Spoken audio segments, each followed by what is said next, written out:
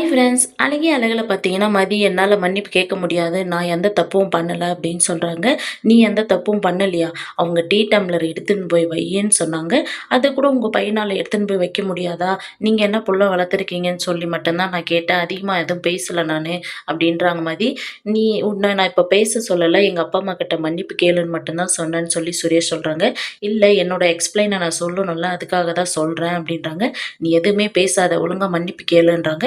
மன்னிப்பெல்லாம் கேட்க முடியாது. வேணுனா அவங்க தான் ஃபர்ஸ்ட்டு தப்பு பண்ணது. அவங்கள என்கிட்ட மன்னிப்பு கேட்க சொல்லுங்க.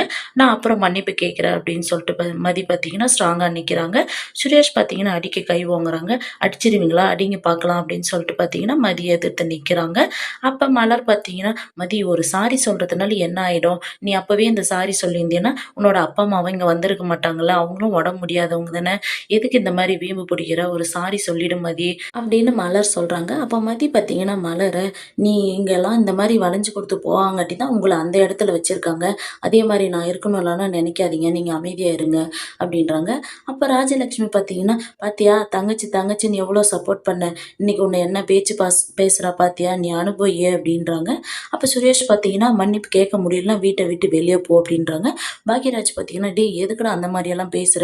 இல்லண்ணா இவ அப்பா, அம்மா கிட்ட மன்னிப்பு கேட்கலன்னா இந்த வீட்லயே இருக்கக்கூடாது. வெளிய போட்டும் இவ" அப்டின்றாங்க. மதி பார்த்தீங்கன்னா, "நான் எதுக்கு போணும்? நான் என்ன தப்பு பண்ணேன்?" அப்படின்றாங்க. "மன்னிப்பு கேட்க முடியாதுன்னா, நீ வீட்ட விட்டு வெளிய போ" அப்படின்றாங்க. மதி பார்த்தீங்கன்னா, அமைதியா வீட்டு வெளிய போய் திண்ணை மேல உட்காந்துக்கிறாங்க. ராஜலட்சுமி வந்து பார்த்துட்டு பார்த்தீங்கன்னா, "அவ வீட்ட விட்டெல்லாம் போலடா. திண்ணையில தான் உட்காந்துன்னு இருக்கா" அப்படின்றாங்க. "சரி அவ எங்கேயாச்சும் இருந்துன்னு போறா. நீங்க உள்ள கூப்பிடாதீங்க" அப்படின்றாங்க. "சரி நாங்க என்னடா பண்றது?" அப்படின்றாங்க. "நீங்க உள்ள டோர் லாக் பண்ணிக்கின்னு உங்க வேலைய பாருங்க. அவ எப்படியாச்சும் இருந்துன்னு போறா" அப்படின்ற மாரி சொல்றாங்க. இந்த சீரியல் எப்படி இருந்தா நல்லாருக்கும்னு சொல்லி கமெண்ட் பண்ணுங்க. இந்த வீடியோ பிடிச்சிருந்தா லைக் பண்ணுங்க, ஷேர் பண்ணுங்க, சப்ஸ்கிரைப் பண்ணுங்க. Thank you.